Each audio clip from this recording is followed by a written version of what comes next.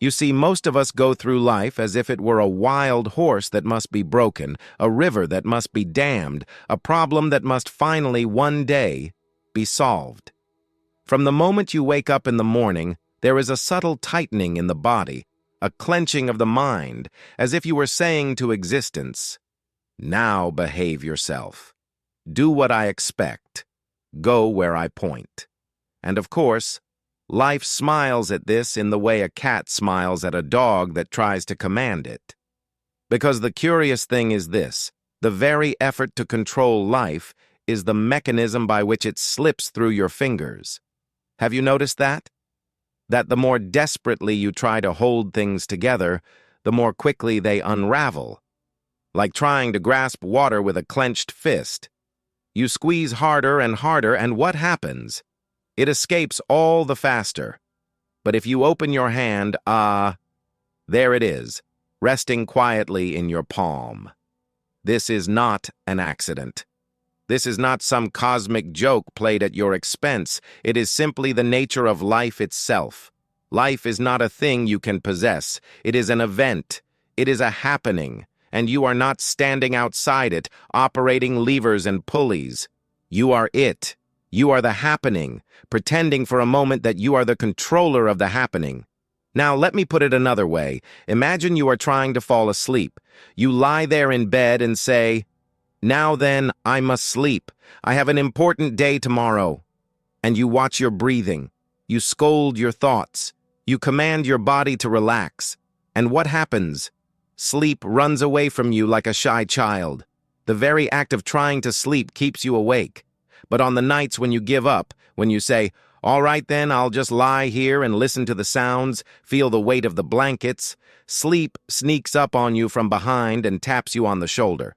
Life works the same way. We are taught from a very early age that control is safety, that if you plan enough, manage enough, dominate enough, then you will finally be secure. But look closely. Is that actually so? Or does this endless attempt to secure yourself create a background hum of anxiety, a constant fear that something, somewhere, is slipping out of your grasp? Because control is always a reaction to fear.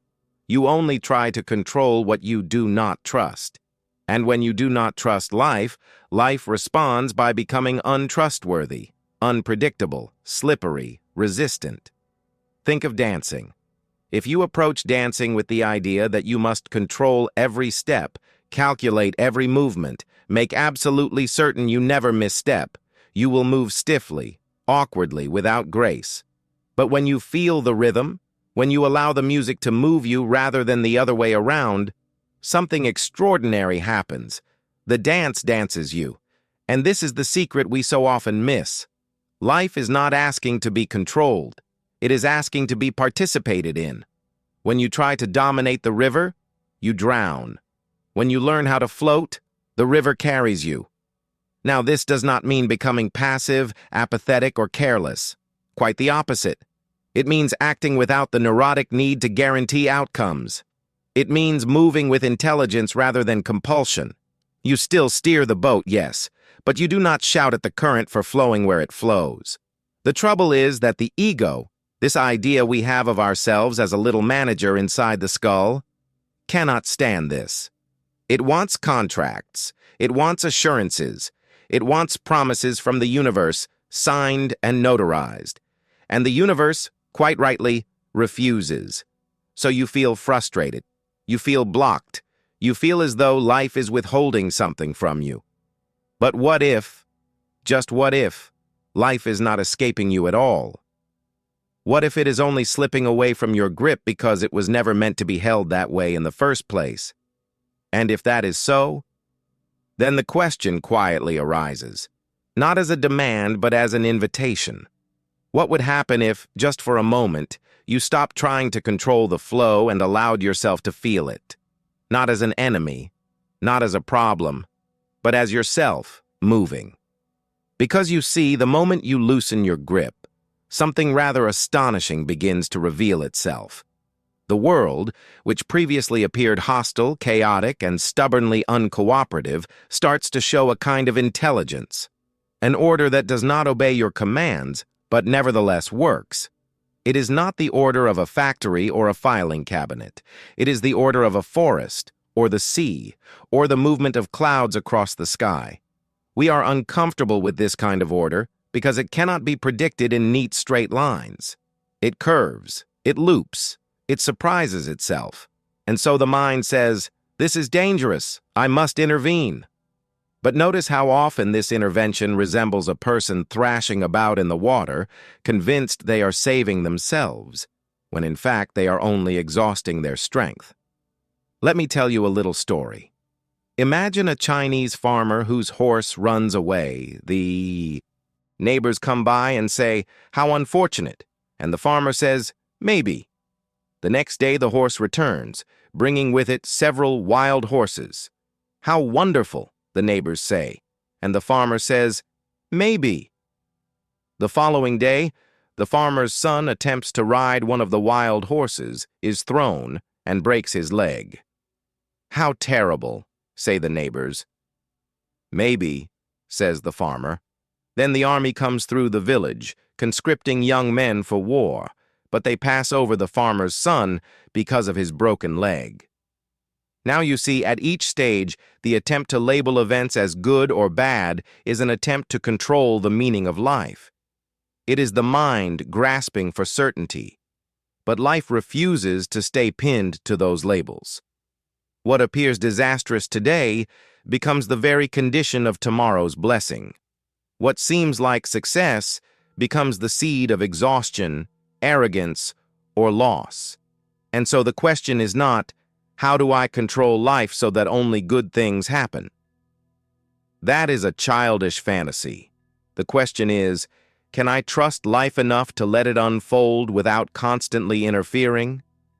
Most of our suffering does not come from events themselves, but from our resistance to them, from the internal cry of, "This should not be happening," and yet it is happening. So there you are, arguing with reality, as if reality were going to apologize and change its mind. This resistance creates the illusion that life is somewhere else, some future moment when everything will finally be under control. And so you postpone living. You tell yourself, "When I have this figured out, when I am secure, when I am healed, then I will relax." But life keeps moving, and that moment never quite arrives. It cannot arrive because life is not a destination. It is always now. Trying to control life is like trying to listen to music by predicting the next note instead of hearing the one being played. If you are always leaning forward, bracing yourself for what comes next, you miss the song entirely. And then you complain that life feels empty, dull, or meaningless, when in fact you were never present for it. Now there is a delicious irony here. When you stop trying to control life, life becomes far more manageable, not predictable, no, but workable. You become responsive instead of reactive. You stop forcing solutions and start noticing possibilities. This is because control narrows your vision. Surrender, true surrender, not resignation, widens it. You begin to see that you are not standing against the world, but arising from it, like a wave from the ocean. The wave does not need to control the ocean in order to move. Its movement is the ocean. And so when you say, "I must control my life," you are like a wave saying, "I must control the sea." The effort itself is absurd, and the exhaustion that follows is inevitable. But when you realize this, not as an idea, but as a felt understanding, something softens. The jaw unclenches, the breath deepens, and you discover that life has been carrying you all along, even while you were busy trying to take the wheel. Now at this point, the mind usually raises an objection. It says, "Very well, but if I do not control my life, everything will fall apart. I will become careless. I will drift. I will lose ambition." And this fear is quite understandable, because we have been trained to confuse control with responsibility. But responsibility does not mean rigidity. It does not mean standing over life with a whip. It means the ability to respond, responsibility. And you cannot truly respond to life if you are too busy trying to force it into a preconceived shape. Consider breathing. If you try to control every breath, inhale now, exhale now, deeper, slower, you quickly become tense and uncomfortable. But when you trust the breath, it breathes itself. And yet, remarkably, oxygen still gets into the blood. The body still lives. In fact, it functions better. Life is doing itself in exactly the same way. The illusion that I am the one who makes everything happen is extraordinarily persuasive. But it is just that, an illusion. You did not decide your heartbeat this morning. You did not instruct the sun to rise. You did not plan the thoughts that suddenly appeared in your mind. They arrived unannounced, like visitors knocking at the door. And yet, here you are, alive. So what, exactly, are you controlling? When you look closely, control is mostly a story we tell ourselves after the fact. Events happen, and then the mind rushes in to claim authorship. I did that. I chose that. But did you? Or did the choice arise naturally and inevitably from the whole situation? Your upbringing, your mood, the weather, the tone of someone's voice, the millions of influences you could never isolate or command. This is not meant to make you feel powerless. Quite the opposite. It is meant to relieve you of a burden you were never meant to carry. Because when you believe you must control life, you take personal responsibility for the universe. And that is a terribly heavy job. Notice how this belief shows up emotionally. Anxiety is the feeling of trying to hold the future still. Guilt is the feeling of trying to rewrite the past. Both are forms of control applied where control is impossible, and so the psyche strains, like a machine running without oil. But when you begin to see that life is not something you are doing, but something that is happening as you, there is a profound release. You still act, you still decide, you still make plans. But you no longer imagine that these actions must guarantee a particular outcome. You plant the seed, but you do not pull on the stem to make it grow faster. And this is where genuine freedom enters, not the freedom to make life obey you, but the freedom to move with it, to improvise, to dance, to respond creatively to what arises rather than desperately defending a fragile idea of how things are supposed to be. You see, control is always rooted in a refusal to accept uncertainty. But uncertainty is not a flaw in life. It is its vitality. Without uncertainty, there would be no surprise, no discovery, no growth. A completely controlled life would be indistinguishable from death. So when life escapes you, it is not punishing you. It is inviting you to loosen your grip, to step into the unknown, to trust the process that has somehow managed to produce stars, oceans, trees, and this curious creature you call yourself. And perhaps the most radical realization of all is this: the one who wants to control life is itself a product of life. The controller is not outside the system, it is a ripple within it. So what happens when the ripple stops trying to command the water? It doesn't disappear. It becomes the movement. And in that movement, effortless, unforced, and alive, you may discover that life was never escaping you at all. You were simply standing in your own way. Now let us go even more quietly, because here the matter becomes subtle, almost playful. When you stop trying to control life, you may notice something unexpected. The sense of I begins to change. It grows less solid, less like a clenched knot behind the eyes, and more like a field, open, fluid, responsive. This can feel unsettling at first. The ego, after all, thrives on the feeling of being the doer, the decider, the one in charge. And when that authority softens, it feels as though something essential is being lost. If I am not in control, the voice asks, then who am I? But that question assumes that you were ever a thing apart from the process. It assumes you were a little captain steering the ship of existence, rather than the sea, the ship, and the steering all happening together. Take a moment and listen to your thoughts. Not the content, just the sound of thinking itself. Where do those thoughts come from? Did you choose the next one? Or did it simply appear, like a bubble rising in water? And if thoughts arise on their own, then who is the thinker? You see, control requires distance. You must stand apart from something in order to manipulate it. But there is no distance between you and life.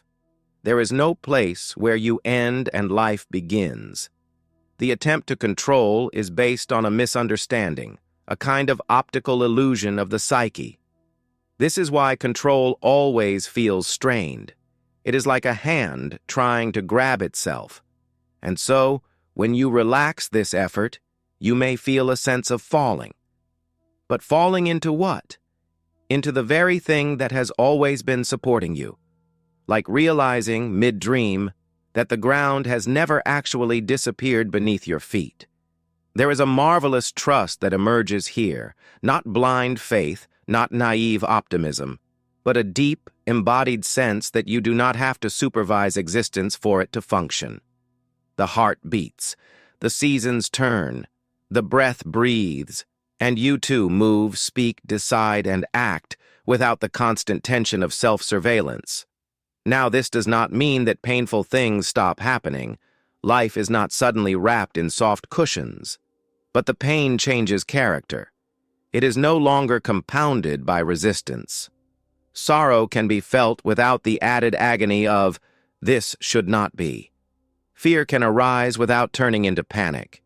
Even failure becomes instructive rather than humiliating. Because when you stop trying to control life, you stop taking it personally. That is a great relief. Most of our anguish comes from the belief that life is happening to us, rather than as us. So every unexpected turn feels like an insult, every loss like a verdict on our worth. But when you see yourself as an expression of the whole, like a gesture the universe is making, then even difficulty has a certain intimacy. It belongs. Think again of music. A symphony is not made of only pleasant notes. There are dissonances, tensions, unresolved chords. And yet, without them, the music would be flat, trivial, boring. You do not demand that every note be agreeable. You allow the composition to unfold. Life is no different. The attempt to control life is an attempt to edit the symphony in advance, to allow only what you think you like. And in doing so, you silence the depth, the drama, the richness of the experience. When you let go, you do not become weak. You become available to surprise, available to wonder, available to the strange and beautiful fact that you are here at all, floating on this thin crust of meaning, spinning through space, somehow conscious, somehow caring. And in that availability, something very simple, very human, and very profound becomes possible. You begin to live, and living, you see, is not something that can be perfected. That is another of our little fantasies, that one day we shall finally learn how to live correctly, without error, without mess, without regret. But life is not a rehearsal. There is no corrected draft. There is only this moment, arriving fresh, unrepeatable, and already slipping away.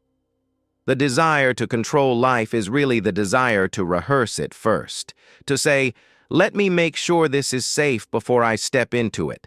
But the moment you step back to check, life has already moved on. It does not wait while you negotiate terms. This is why people so often feel as though life is passing them by. They are standing on the riverbank, drawing diagrams of the current, measuring the speed, calculating the risks, while the river rushes past, laughing softly to itself. And the tragedy is not that life is uncontrollable. The tragedy is that we imagine control would make it richer, when in fact, it makes it thinner. Think of love. If you try to control love, demanding guarantees, certainty, permanence, you suffocate it. Love cannot breathe under surveillance. It needs space, uncertainty, vulnerability, and yet, When you allow that vulnerability, when you risk not knowing, love becomes alive. Dangerous, yes, but alive. Life asks the same thing of you. It says, will you trust me enough to participate without insurance? Now, the mind hears this and says, that sounds reckless. But look again. Is it not reckless to spend your entire life bracing yourself against a future that never arrives? Is it not reckless to postpone joy until conditions are perfect? Is it not reckless to imagine that you will one day outwit impermanence? The attempt to control life is a refusal to accept that you are part of a living, changing, dissolving process. It is a refusal to die while you are alive. And yet, paradoxically, when you accept impermanence, when you stop demanding guarantees, you feel more alive, not less, because aliveness is change. This brings us to a curious and beautiful insight. Security and freedom are opposites. The more you seek absolute security, the more imprisoned you feel. The more you accept insecurity, the more fluid, responsive, and free you become. A bird in flight does not demand that the air hold still. It trusts the instability. A surfer does not try to freeze the wave. They ride it. And if they fall into water, not into nothingness. You are not standing on the edge of an abyss. You are standing in the middle of a process that has been going on for billions of years and somehow includes you. That process does not need your micromanagement. It needs your participation. So what does this look like practically? It looks like making plans lightly, caring deeply but without clinging, acting wholeheartedly but without the demand that life reward you on your terms. It looks like saying yes to what is happening, even as you shape your response to it. You still choose, but the choice is playful rather than desperate. You still act, but the action is expressive rather than defensive. And gradually, almost imperceptibly, the sense of struggle gives way to a sense of rhythm. You begin to feel when to move and when to wait, when to speak and when to be silent. Not because you have figured it all out, but because you are listening. Trying to control life is like trying to shout over a conversation that is already speaking to you. When you stop shouting, you hear something extraordinary. You hear yourself. Not the anxious voice of the controller, but the deeper current. The movement that has always known how to breathe, how to heal, how to adapt, how to begin again. And in that listening, life no longer escapes you. It meets you.